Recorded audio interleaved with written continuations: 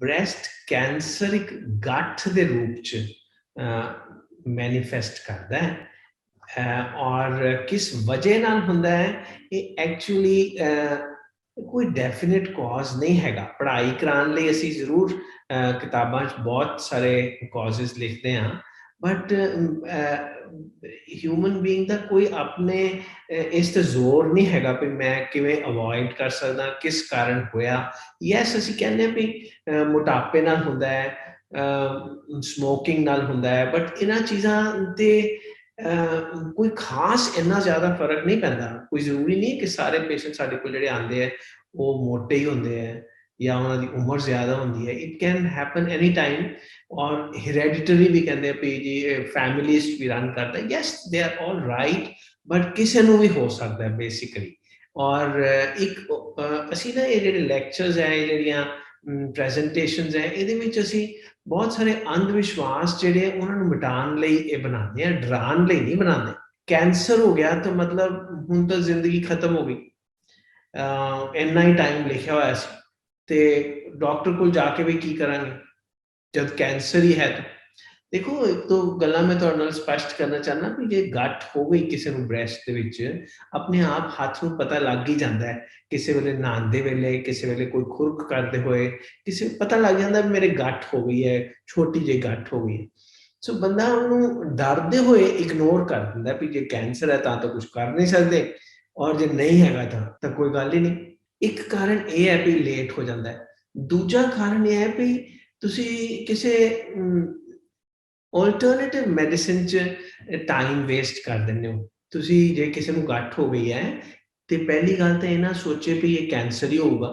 90% ਤੱਕ ਕਿ ਕੈਂਸਰ ਨਹੀਂ ਹੋਊਗਾ ਔਰ 10% ਇਸ ਅ ਚਾਂਸ ਕਿ ਕੈਂਸਰ ਹੋ ਸਕਦਾ ਹੈ। ਤੇ ਜੇ ਕੈਂਸਰ ਹੈ ਤਾਂ ਗੋ ਟੂ ਅ ਓਨਕੋਲੋਜਿਸਟ, ਕਿਸੇ ਕੈਂਸਰ ਸਪੈਸ਼ਲਿਸਟ ਕੋਲ ਜਾਓ, ਇੱਕ ਵਾਰੀ ਦਿਖਾ ਲਓ। At least you will be guided in the right direction, ਵੀ ਤੁਹਾਨੂੰ ਰਸਤਾ ਤਾਂ ਮਿਲ ਜਾਊਗਾ।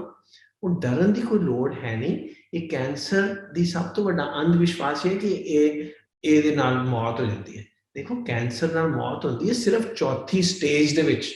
ਚੌਥੀ ਸਟੇਜ ਦੇ ਵਿੱਚ ਅਸੀਂ ਉਹਨੂੰ ਕੰਟਰੋਲ ਕਰਨ ਦੀ ਕੋਸ਼ਿਸ਼ ਕਰਨੀ ਹੈ, ਔਰ ਨਾਲੇ ਹੀ ਤੁਹਾਨੂੰ ਵੀ ਕਹਿ ਦਿੰਦਾ ਵੀ ਜੀ ਤੁਸੀਂ ਹੋਰ ਵੀ ਸਾਰੀਆਂ ਮੈਡੀਸਿਨਸ ਟਰਾਈ ਕਰੋ। ਮਤਲਬ 1 ਸਾਲ, 2 ਸਾਲ, 4 ਸਾਲ, 5 ਸਾਲ ਐਕਸਟੈਂਡ ਕਰ ਸਕਦੇ ਹਾਂ, ਮਗਰ ਅਸੀਂ ਕਿਉਰ ਨਹੀਂ ਕਰ ਸਕਦੇ। ਪਹਿਲੀ ਸਟੇਜ, ਦੂਜੀ ਸਟੇਜ, ਤੀਜੀ ਸਟੇਜ ਅਸੀਂ ਕਿਉਰ ਕਰ ਸਕਦੇ ਹਾਂ ਕੈਂਸਰ ਨੂੰ। ਔਰ ਜਿਹੜੀ ਚੀਜ਼ ਦੀ ਕਿਉਰ ਕੀਤੀ ਜਾ ਸਕਦੀ ਹੈ, ਮੇਰਾ ਖਿਆਲ ਹੈ ਉਹਨੂੰ ਬੈਟਰ ਹੈ ਕਿ ਕੈਂਸਰ ਕਹੀਏ ਹੀ ਨਾ। ਮਗਰ ਇੰਪੋਰਟੈਂਟ ਸਿੰਪਟਮਸ ਇਹੀ ਹੈ ਵੀ ਗੱਠ ਹੈ, ਬਸ ਬ੍ਰੈਸਟ ਦੇ ਵਿੱਚ ਗੱਠ। ਅਸੀਂ ਕਹਿੰਦੇ ਠੀਕ ਹੈ ਨਿੱਪਲ ਦੇ ਵਿੱਚੋਂ ਡਿਸਚਾਰਜ ਆਉਂਦਾ ਹੈ, ਬਹੁਤ ਰੇਅਰਲੀ ਉਹ ਕੈਂਸਰ ਹੋ ਸਕਦਾ ਹੈ। ਨਿੱਪਲ ਤੋਂ ਲਾਲ ਰੰਗ ਦਾ ਪਾਣੀ ਨਿਕਲਦਾ, ਥੋੜਾ ਜਿਹਾ ਖੂਨ ਨਿਕਲਦਾ ਨਿੱਪਲ ਤੋਂ। ਜ਼ਖਮ ਹੋ ਗਿਆ ਹੈ ਬ੍ਰੈਸਟ ਦੇ ਵਿੱਚ, ਉਹ ਬਹੁਤ ਲੇਟ ਸਾਈਨ ਹੈ। ਸੋ ਇੰਨਾ ਜਾਣ ਲਓ ਵੀ ਬ੍ਰੈਸਟ ਦੇ ਵਿੱਚ ਇੱਕ ਗੱਠ ਬਣੀ ਹੈ, ਉਹਨੂੰ ਡਾਕਟਰ ਨੂੰ ਦਿਖਾ ਲਓ। ਇਹ ਕਿਸੇ ਵੀ ਡਾਕਟਰ ਨੂੰ ਨਹੀਂ, ਉਹਨੂੰ ਇੱਕ ਜਾਂ ਤਾਂ ਕੈਂਸਰ ਸਪੈਸ਼ਲਿਸਟ ਦਿਖਾ ਲਓ ਜਾਂ ਜਨਰਲ ਸਰਜਨ ਨੂੰ ਦਿਖਾ ਲਓ। ਉਹ ਕੋਈ ਵੀ ਹੈ ਤੁਹਾਨੂੰ ਕਹਿ ਦੇਗਾ ਵੀ ਇਹਦੀ ਕੈਂਸਰ ਹੋਣ ਦੀ ਸ਼ੱਕ ਹੈਗੇ ਹੈ ਕਿ ਨਹੀਂ ਹੈਗੇ। ਜੇ ਸ਼ੱਕ ਹੈਗਾ ਹੈ ਤੇ ਉਹ ਤੁਹਾਨੂੰ ਇੱਕ ਪ੍ਰੋਪਰ ਸਪੈਸ਼ਲਿਸਟ ਕੋਲ ਭੇਜ ਦਿਓ, ਕੈਂਸਰ ਸਰਜਨ ਕੋਲ ਭੇਜ ਦਊਗਾ। ਕੈਂਸਰ ਸਰਜਨ ਜਿਹੜੀ ਪਹਿਲੀ, ਦੂਜੀ, ਤੀਜੀ ਸਟੇਜ ਹੈ ਉਹਨੂੰ ਕਿਉਰ ਕਰ ਸਕਦੇ। ਉਹ ਤੁਹਾਨੂੰ ਕਹੇਗਾ ਵੀ ਤੁਸੀਂ ਅੱਜ ਆਏ ਹੋ, ਚਲੋ ਪਰਸੋਂ ਤੁਹਾਡਾ ਆਪਰੇਸ਼ਨ ਕਰ ਦਿੰਦੇ, ਤੁਸੀਂ ਉਦੋਂ ਹੀ ਘਰ ਚਲੇ ਜਾਈਓ।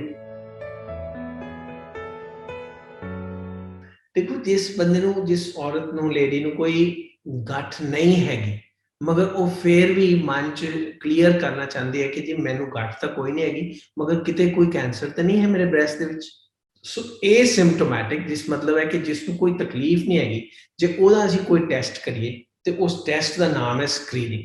ਜਿਹਨੂੰ ਤਾਂ ਗੱਠ ਹੈਗੀ ਹੈ ਉਹ ਆ ਗਿਆ, ਉਹਦਾ ਜਿਹੜਾ ਟੈਸਟ ਕਰਾਂਗੇ ਉਹ ਅਸੀਂ ਡਾਇਗਨੋਸਿਸ ਲਈ ਕਰਾਂਗੇ, ਉਹ ਕਨਫਰਮ ਕਰਨ ਲਈ ਕਰਾਂਗੇ, ਉਹ ਇਸ ਲਈ ਕਰਾਂਗੇ ਵੀ ਸਟੇਜ ਕਿਹੜੀ ਹੈਗੀ ਹੈ। ਮਗਰ ਜੇ ਕਿਸੇ ਨੂੰ ਕੋਈ ਤਕਲੀਫ ਨਹੀਂ ਹੈ, ਉਹ ਹੀ ਸਾਡੀ ਓਪੀਡੀ 'ਚ ਆ ਜਾਂਦੇ ਜੀ ਮੈਨੂੰ ਕਨਫਰਮ ਕਰਨਾ ਚਾਹੁੰਦੀ ਕਿ ਮੈਨੂੰ ਕਿਤੇ ਬ੍ਰੈਸਟ ਕੈਂਸਰ ਤਾਂ ਨਹੀਂ ਹੈਗਾ। ਵੈਲ, ਅਸੀਂ ਕਹਿੰਦੇ ਠੀਕ ਹੈ, ਪਹਿਲਾਂ ਤਾਂ ਮੈਂ ਤੁਹਾਨੂੰ ਐਗਜ਼ਾਮਿਨ ਕਰ ਲੈਣਾ। ਉਹਨੂੰ ਕਲੀਨਿਕਲ ਬ੍ਰੈਸਟ ਐਗਜ਼ਾਮੀਨੇਸ਼ਨ ਕਹਿੰਦੇ। ਇੱਕ ਵਾਰੀ ਸਰਜਨ ਜਾਂ ਕੈਂਸਰ ਸਪੈਸ਼ਲਿਸਟ ਐਗਜ਼ਾਮਿਨ ਕਰ ਲੈਂਦਾ ਤੁਹਾਡੇ ਬ੍ਰੈਸਟਸ ਨੂੰ, ਬੈਠੇ ਹੋਏ ਔਰ ਲਿਟਾ ਕੇ, ਔਰ ਉਹ ਕਹਿੰਦਾ ਜੀ ਮੈਨੂੰ ਤਾਂ ਕੋਈ ਹੱਥ ਨੂੰ ਕੋਈ ਲੱਗ ਨਹੀਂ ਰਿਹਾ। ਫਿਰ ਵੀ ਲੇਡੀ ਕਹਿੰਦੀ ਜੀ ਪੱਕਾ ਪਤਾ ਹੈ ਕਿ ਨਹੀਂ ਹੋ ਸਕਦਾ। ਮੈਮੋਗ੍ਰਾਫੀ ਕਰਾ ਲਈ ਦੀ ਅਸੀਂ ਦੋਨਾਂ ਬ੍ਰੈਸਟ ਦੀ। ਮੈਮੋਗ੍ਰਾਫੀ ਕੀ ਹੁੰਦੀ ਹੈ? ਇਹ ਬ੍ਰੈਸਟ ਦਾ ਹੀ ਐਕਸਰੇ ਹੈ।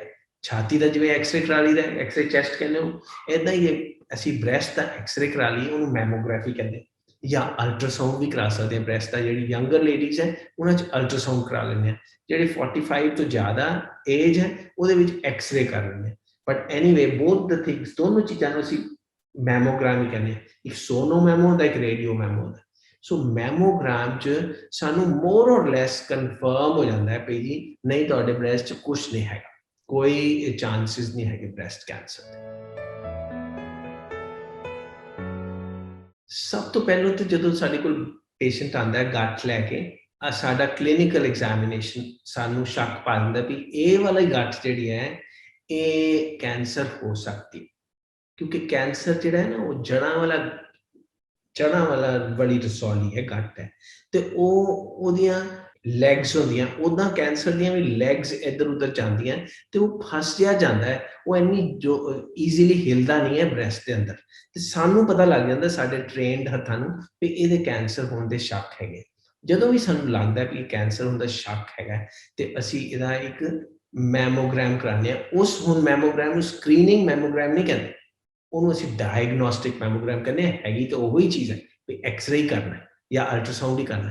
ਫਿਰ ਅਸੀਂ ਵਿੱਚ ਇੱਕ ਸੂਈ ਪਾ ਲੈਂਦੇ, ਇੱਕ ਸੂਈ, ਛੋਟੀ ਪਤਲੀ ਜਿਹੀ ਸੂਈ, ਜਿੰਨਾ ਇੰਜੈਕਸ਼ਨ ਵਾਲੀ ਨੀਡਲ ਹੁੰਦੀ ਉਹ ਤੋਂ ਵੀ ਪਤਲੀ ਨੀਡਲ, ਉਹਨੂੰ ਕਹਿੰਦੇ ਫਾਈਨ ਨੀਡਲ ਐਸਪੀਰੇਸ਼ਨ ਸਾਈਟੋਲੋਜੀ, FNAC ਕਹਿੰਦੇ ਆ, FNAC।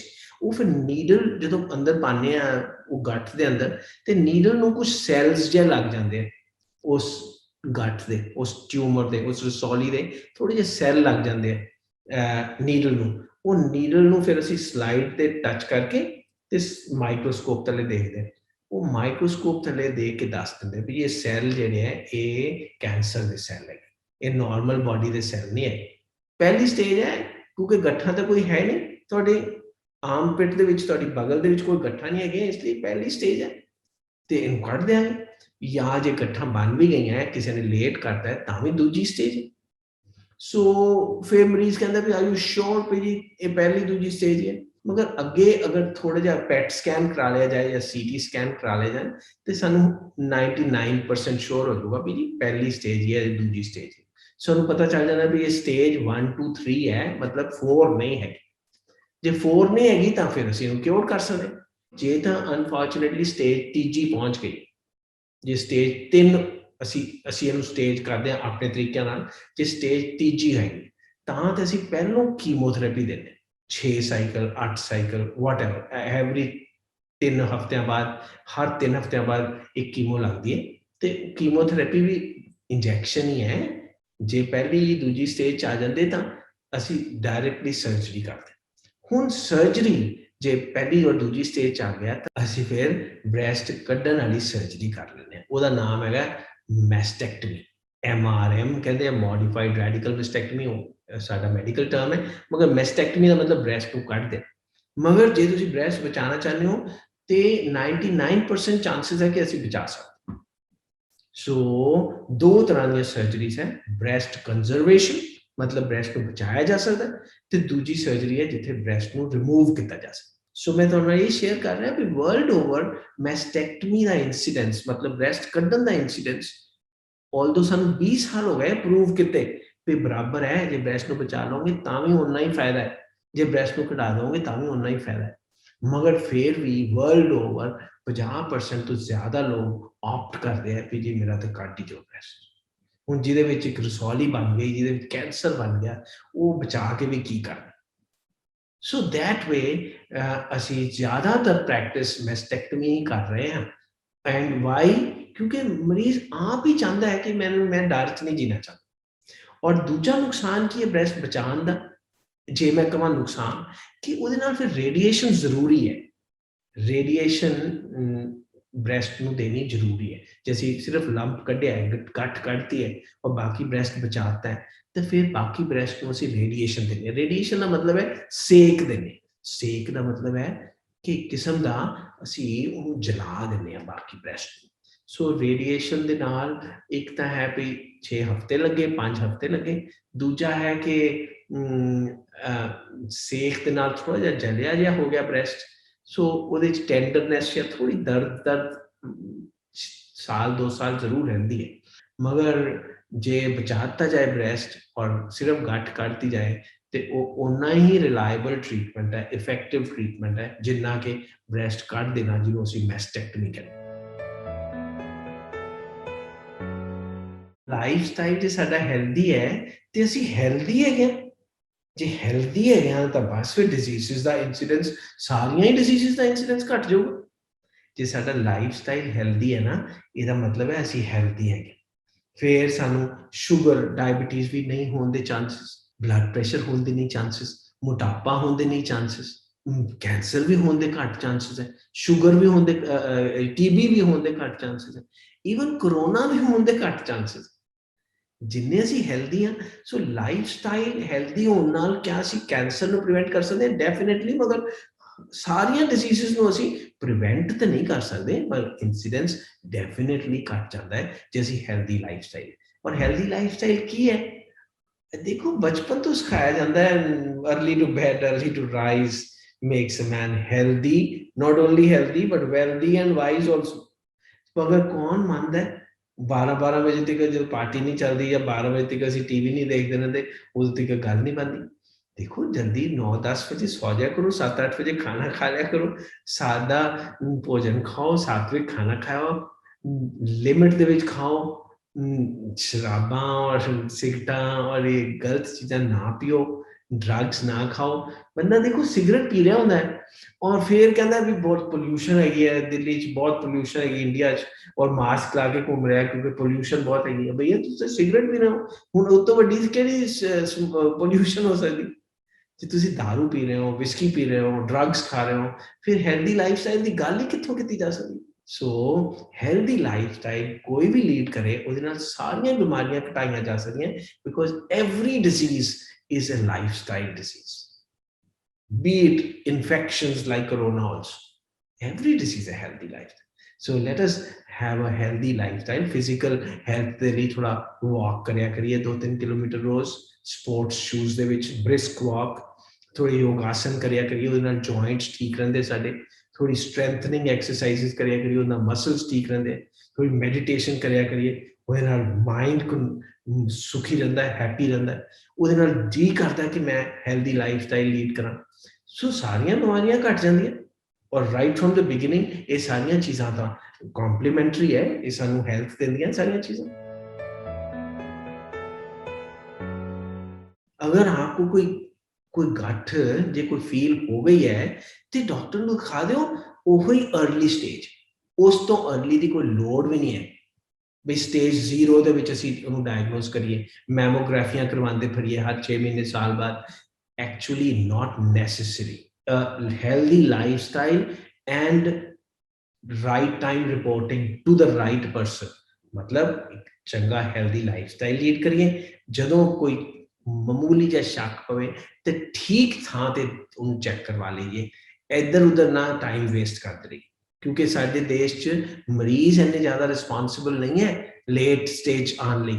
ਉਹ ਗਲਤ ਡਾਕਟਰ ਕੋਲ ਚਲ ਜਾਂਦੇ ਆ, ਉਹ ਮਤਲਬ ਐਸੇ ਆਦਮੀ ਕੋਲ ਚਲ ਜਾਂਦੇ ਜਿਹਨੂੰ ਨੌਲੇਜ ਨਹੀਂ ਹੈਗੀ।